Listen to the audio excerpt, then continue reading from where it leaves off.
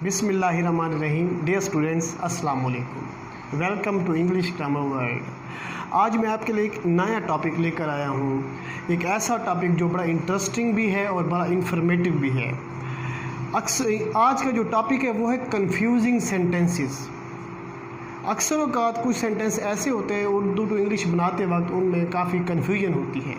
ये वो सेंटेंसेस हैं जो हम बोलते वक्त भी अक्सर गलत कर जाते हैं और लिखते वक्त भी हमसे गलतियाँ होती हैं। देखते हैं वो कौन से सेंटेंसेस हैं, वो उर्दू में मैंने यहाँ पे लिखे हैं और इनको फिर इंग्लिश में हम कन्वर्ट करेंगे। आपको कुछ रूल्स बताऊँगा जिन रूल्स को फॉलो करके आप इसको इंग्लिश में कन्वर्ट कर सकते हैं। ये मैंने सेंटेंसेस लिखे, इनमें जो मैंने वर्ड्स अंडरलाइन किए हैं इन वर्ड्स को देख लें। यही वर्ड्स इसमें इम्पॉर्टेंट हैं जो चेंजिंग्स लाते हैं इन सेंटेंसेस में। आइए देखते हैं। वो ऐसे चिल्लाया जैसे पागल हो गया हो। पहला सेंटेंस, वो ऐसे चिल्लाया जैसे कि पागल हो गया हो।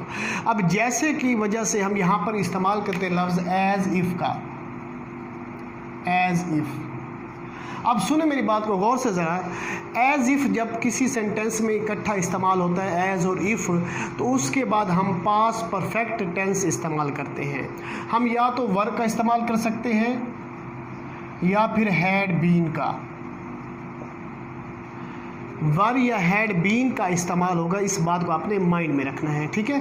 अब देखिए, वो ऐसे चिल्लाया जैसे पागल हो गया हो।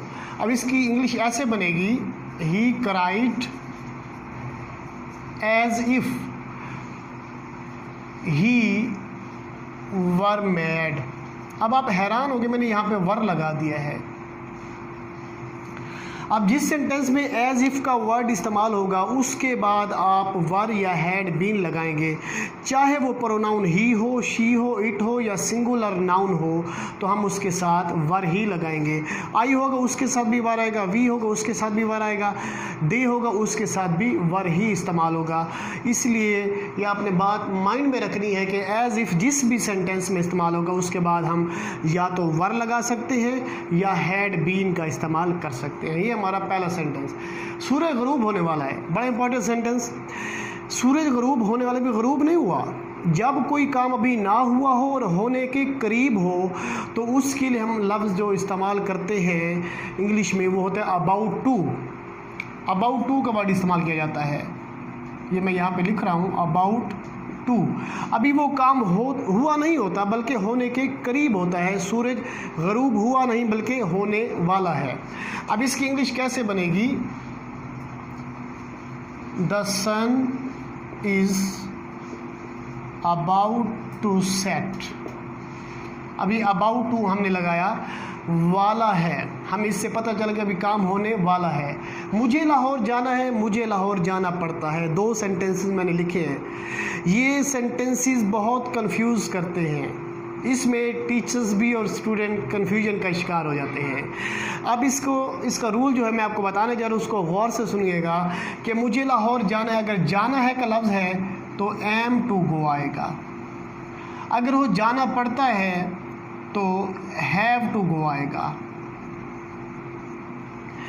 याद रखें, अगर पढ़ता है लफ्ज़ होगा, ना है यानी जाना है लफ्ज़ होगा तो तब एम टू गो होगा। अगर जाना पड़ता है का लफ्ज़ आ जाएगा, पड़ता है, तो तब आप लगाएंगे have to go.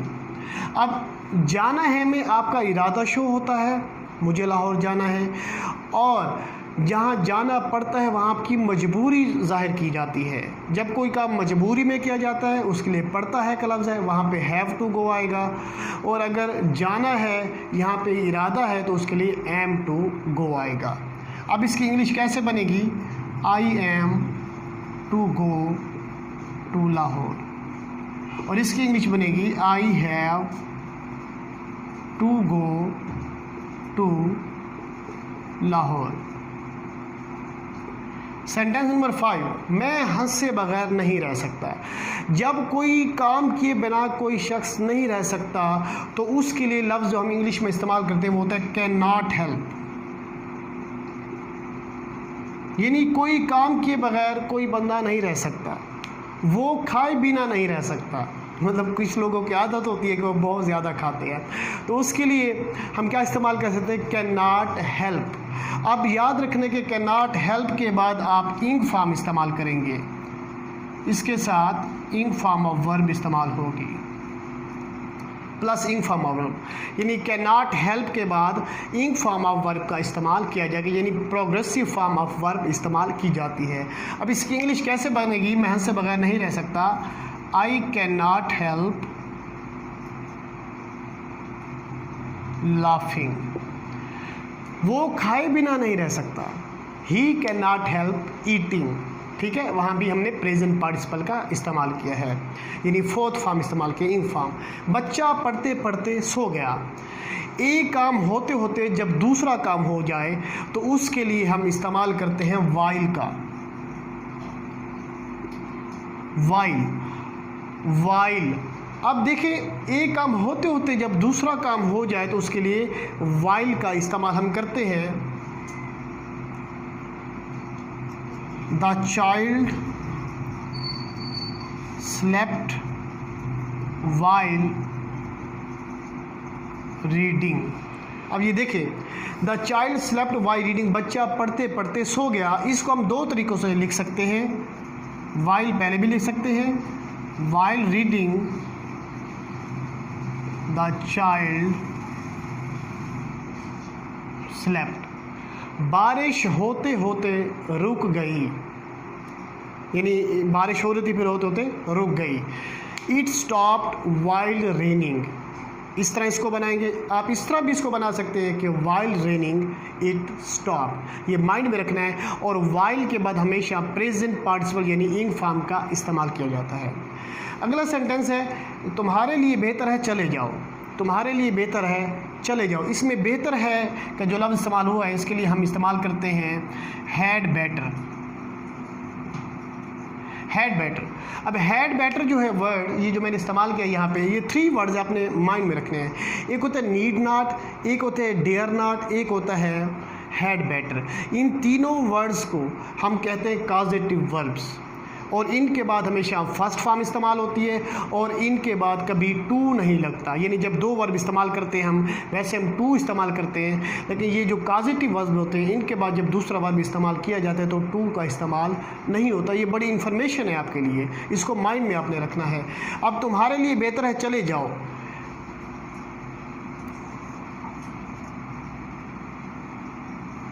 You had better गो, तुम्हारे लिए बेहतर है कि तुम चले जाओ।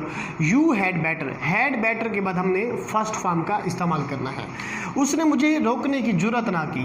अब जुर्रत करना होती है डेयर नॉट। मैंने आपको 3 वर्ड्स बताए हैं कि हैड बेटर, डेयर नॉट और नीड नॉट। आपने जो वर्ड है इनको कॉजेटिव वर्ब कहा जाए, तो इनके बाद आपने फर्स्ट फॉर्म का इस्तेमाल करना है और इनसे पहले टू नहीं लगेगा। अब जी, he dare not stop me, यहाँ पे मैंने फर्स्ट फॉर्म इस्तेमाल की डेयर नॉट के बाद। यहाँ हैड बेटर के बाद मैंने गो फर्स्ट फॉर्म इस्तेमाल की। ये बात आप अपने माइंड में रखिएगा। ये आपको एक और भी इंफॉर्मेशन देता चलूँ, you need not worry about me, एक लेटर है 9th के अंदर, वहाँ पे ये सेंटेंस इस्तेमाल किया जाता है, you need not worry about me, आपको मेरे मुतालिक परेशान होने की ज़रूरत नहीं है। अब वहाँ पे जो नीड नॉट इस्तेमाल हुआ है ये भी कॉजेटिव वर्ब है, तो ये 3 कॉजेटिव वर्ब हैं, इनके बाद हमेशा फर्स्ट फॉर्म का इस्तेमाल किया जाता है। आज कुछ नई इन्फॉर्मेशन आपके साथ शेयर की है ताकि आपके नॉलेज में मज़ीद इजाफा हो। इंशाल्लाह नेक्स्ट वीडियो में कुछ नया लेकर हाजिर होऊंगा, तब तक अल्लाह हाफिज़।